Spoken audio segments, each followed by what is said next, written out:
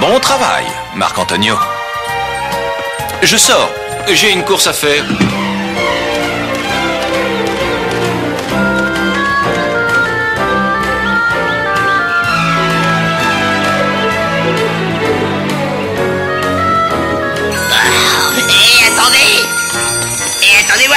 Attendez-moi!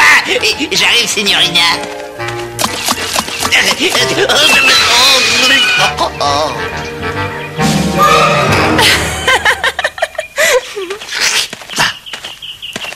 Puis-je vous aider, signorina? Merci.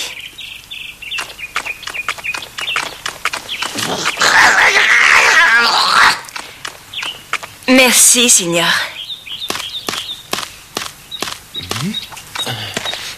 Oh.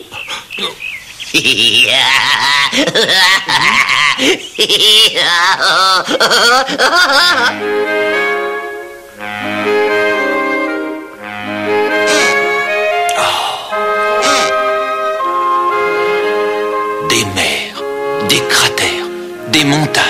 C'est incroyable. Intéressant. Alors, vous voulez connaître la mécanique du ciel? Mais mon jeune ami, c'est là une mécanique céleste qui va bien au-delà de la compréhension des hommes. C'est une mécanique. Comme toute mécanique, elle a des règles. Et des règles que les hommes doivent comprendre. Peu de conviction. Venez avec moi. Je vais vous montrer quelque chose.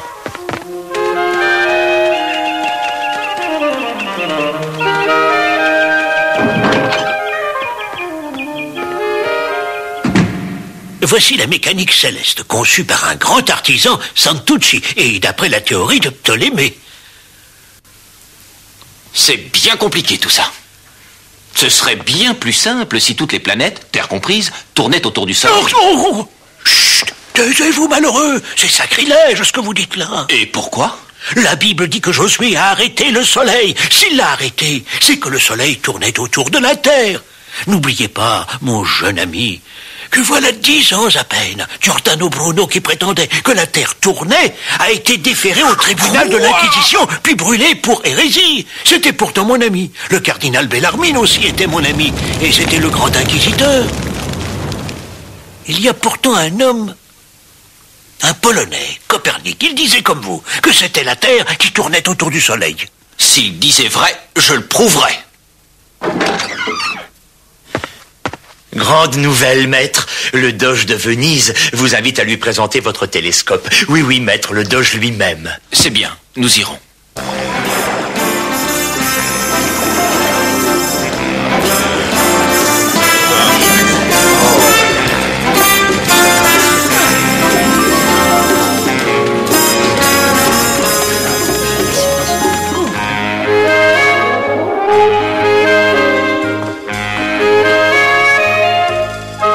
Seigneur, pouvez-vous voir un navire qui se profile à l'horizon?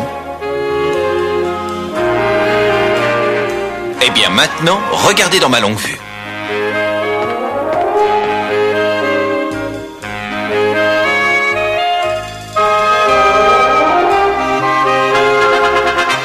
Quelle merveille! Nous allons pouvoir connaître à l'avance l'arrivée de nos vaisseaux marchands ou l'arrivée de nos ennemis.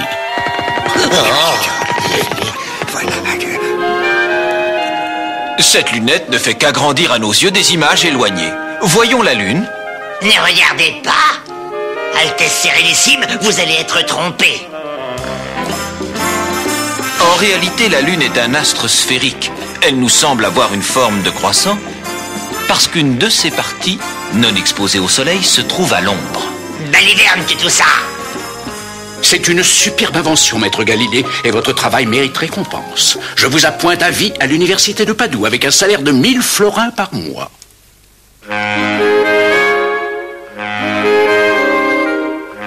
Galiléo, vous n'avez même pas un regard pour notre petite fille. Elle est pourtant si jolie. Que voulez-vous, Marina? Il y a encore tant de choses à connaître.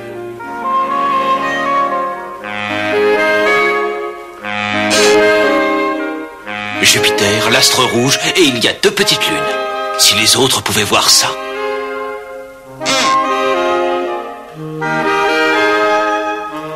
Des satellites en ceinture? Nous savons aujourd'hui que Saturne est entouré d'anneaux.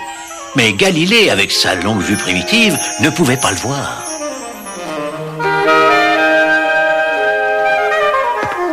Pourquoi faites-vous ça? C'est pour observer le soleil, sinon sa lumière blesse.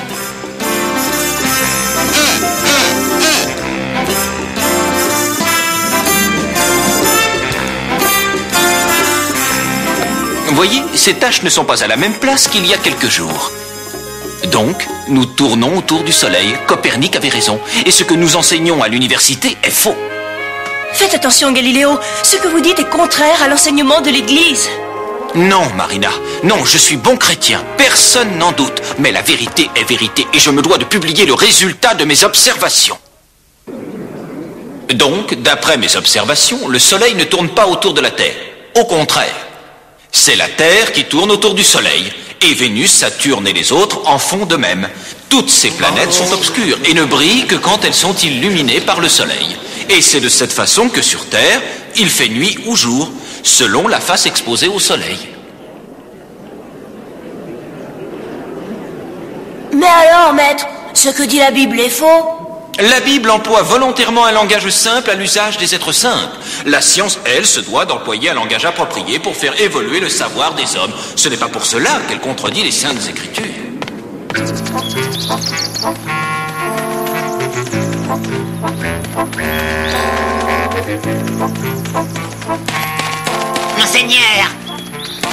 Monseigneur Bellarmine.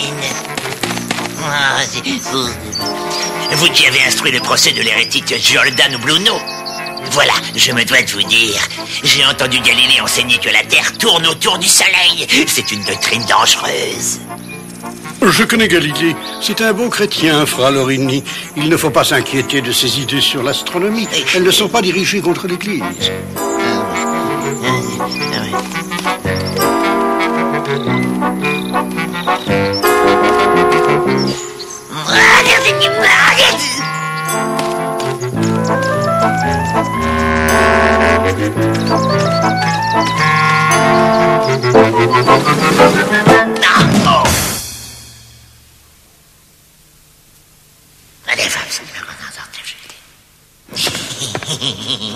Les mathématiques sont un art diabolique, semange d'hérésie, et ceux qui, comme Galilée ou les Galiléens, ébranlent la stabilité des cieux, ceux-là sont dans le péché, mes frères, le péché mortel. Et la Lune tourne autour de la Terre. Pourquoi? Galiléo, nous avons maintenant 3 enfants et je ne sais même pas si vous vous en êtes rendu compte. Que voulez-vous, bon ami? Il y a tant et tant de choses à connaître. Oui, un hérétique, et je réclame contre ce mathématicien le jugement de notre Sainte Inquisition. Mais Galilée a maintenant des amis puissants. Et malgré attaques et critiques, il sera choyé et adulé, et ces années seront les plus belles de sa vie. Les plus grands se flatteront d'être parmi les siens comme Ferdinand II de Médicis, grand-duc de Toscane. Le prince Federico Cesi, fondateur de l'Académie des Lynx. Francesco Barberini, un très puissant cardinal.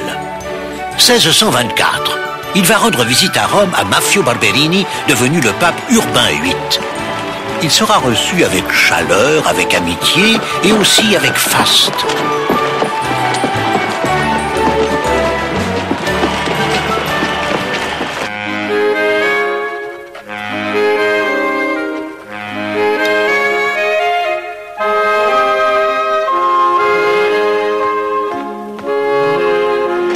Dire bonsoir à papa. Chut, il faut laisser papa travailler. Il découvre les merveilles du ciel. Et un jour, le monde entier reconnaîtra sa grandeur, lui rendra hommage, vous verrez. Vous serez fiers d'être ses enfants.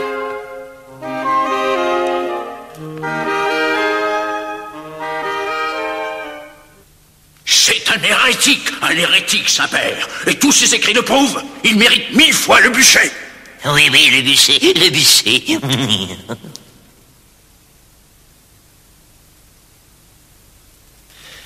Le livre, le dialogue des systèmes du monde, qui semble tant perturber le père Caggini, il est vrai qu'il m'a été dédié, et je n'y vois rien qui offense l'Église, si même sa défense ne vaut pas le duché que vous m'avez pris.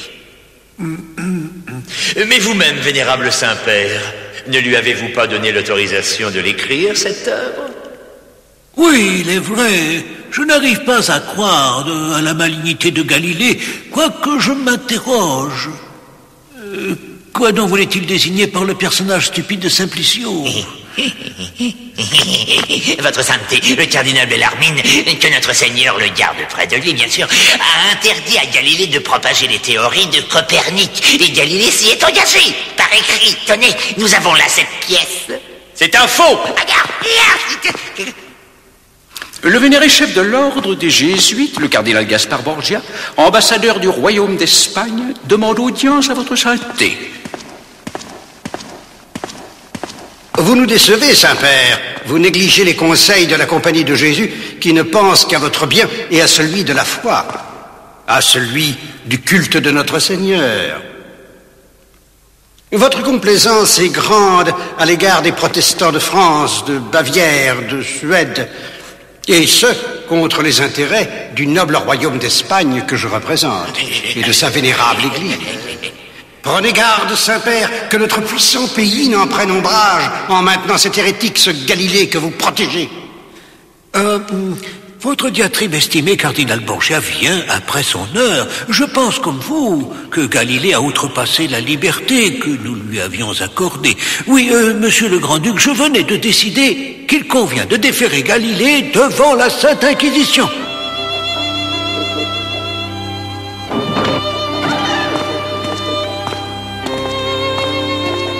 Une bien confortable prison. Je me présente, Vinco de Firenzuola. Je suis l'inquisiteur de votre procès. Quelle idée que de nier la transcendance de l'esprit divin qui fait mouvoir les planètes pour le remplacer par des lois mathématiques. Laissez donc cela à Copernic. Je n'ai parlé des thèses de Copernic que comme hypothèse, et ne serait-il pas souhaitable de repenser les théories de Ptolémée, vieilles de plus de 1000 ans? L'humanité ne doit-elle pas progresser? Oui, mon fils, mais dans le respect de la foi des Saintes Écritures, car notre troupeau de fidèles est surtout fait de gens simples.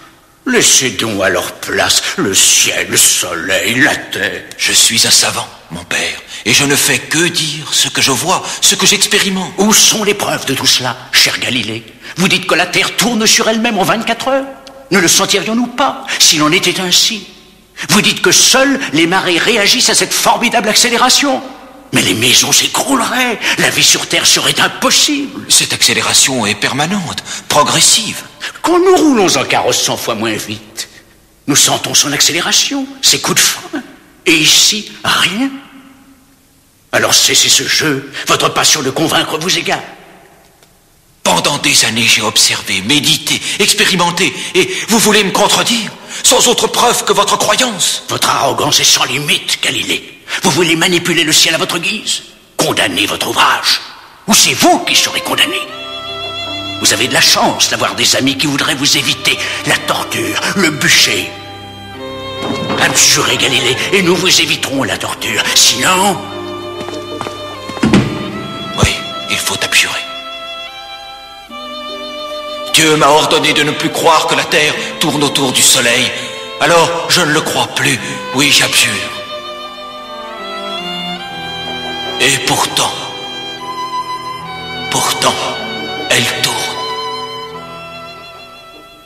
Il faudra attendre la fin du XXe siècle pour que l'Église réhabilite Galilée. Les découvreurs façonnent pour nous des mondes meilleurs. L'œil vers le ciel, leurs pensées vagabondent ailleurs.